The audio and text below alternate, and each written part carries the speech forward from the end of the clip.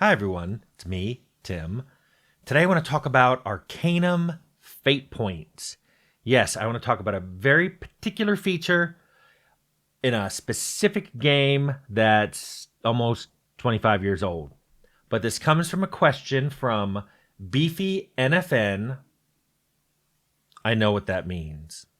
Wait, no I don't. I have no idea. Let's continue. Asked, I'd really like to hear you go into detail about how you balanced Arcanum with fate points as someone who has never seen gameplay of Arcanum, let alone played it.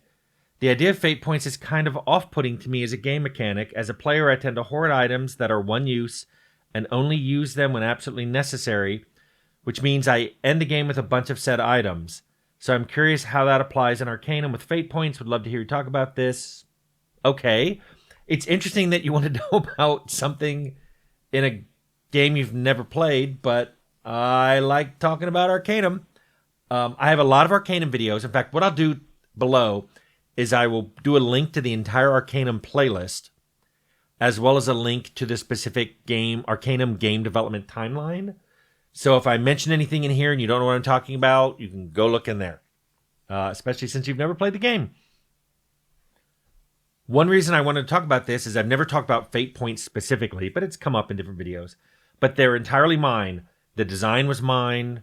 The code's mine. The whole implementation was mine. So I don't think they were a success, and that's entirely on me. But I can tell you where they came from, what my intent with them was, what issues I think they had in the game, and maybe how I'd fix them today if I were to redo Arcanum. So the origin of fate points is very specific. I used to play a tabletop role-playing game called Torg.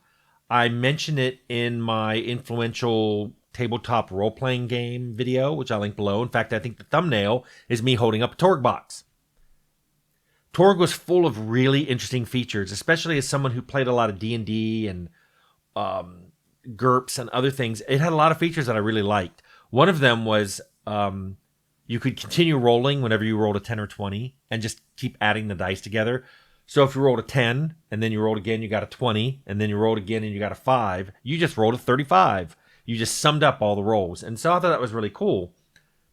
But they had this neat idea of something called a possibility point, because your character was special and was called a Storm Knight. I think you were called a Storm Knight. It's been decades. And you got a possibility point at certain stages. The modules would say when to give them out. And you could then spend them later. And basically how you spent them is you just told the GM what happened. Like anything that's even remotely possible, you could spend a possibility point and make it happen. You could say, hey, I'm fully healed.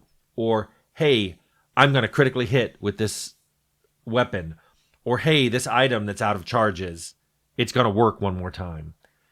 And what was fun about that was it was really kind of table turning. Usually players would tell the GM, I want to do this, and the GM would say what happened. These possibility points let you tell the GM, I'm going to do this, and this is what's going to happen. It was really cool, and of course, because it was you had to spend them on with the possibility points, it was limited, but it really got you out of some jams in that game, and I wanted to do something similar on Arcanum. I'd never seen anything like it in a computer RPG. So my intent, I think I probably had about 3 different goals I was trying to do with fate points in Arcanum. The first one was I wanted to reinforce that the player was special. It was kind of a running joke in Arcanum that Virgil thought you were the chosen one, you were the reincarnation of someone, and then you find out that person's not even dead, so there's no way that is going on, so you're not really special. But fate points were my way of just winking at the player and going, you're special, you're special. I thought this would increase player agency in the game because you're getting these fate points which let you do things for sure. You will do this thing and you will succeed at it. I thought that would make the player go, okay, I'm going to try these things, because even though there's only a tiny % chance that's going to succeed, I can just fate point it into happening. I also thought this would avoid save scumming. But it turns out people save scum all the time. There's nothing you can really do to prevent it. I thought this would help because rather than reload the game 20 or 30 times to finally succeed at pickpocketing a weapon off some NPC, you could just spend a fate point and make it happen. So that was my intent. That's why I added them to the game. I think, though, there were a lot of issues with fate points, specifically in Arcanum. Probably the biggest one and the worst one was fate points were in no way integral to the game. It was possible to play the whole game without ever using one. In fact, you could even play the whole game without even knowing that they were around. So they weren't that important, and I didn't want to make them a required use, but they didn't feel integral. They didn't feel like part of the game. They felt like they were glued on. And one thing that made it feel that way was the UI was entirely passive. There was a pull-down menu that you could see all the different things you could spend a fate point on. And most of the effects weren't immediate. Like, you could pick full heal and that would happen immediately. But most of them were like, the next time you do gambling, the next time you do lockpicking, the next time you do pickpocketing, the next time you hit someone, it's a guaranteed success and the hit would be a critical and all that. That was very passive. And also, because the effects weren't immediate, players tended to use the immediate one. Why would you use it on anything other than an immediate full heal? Because saying I want to get a critical on my next attack roll, that doesn't guarantee anything dies. And getting a success on your next skill roll, well, like I said, people will just save scum to make that happen. But that full heal was something you may not be able to get any other way. So I would go on to say that two other issues with fate points and the way they were designed, it was very unclear to the player when they were going to be provided. The instructions I gave to level and I guess narrative design, we didn't really call each other that, we just all wore different hats, was to give them at major points, which obviously could be the story quests, each one being completed, but occasionally on other things as well, where you did something really amazing. Maybe you killed a boss or you killed a unique thing. You could provide a fate point for that.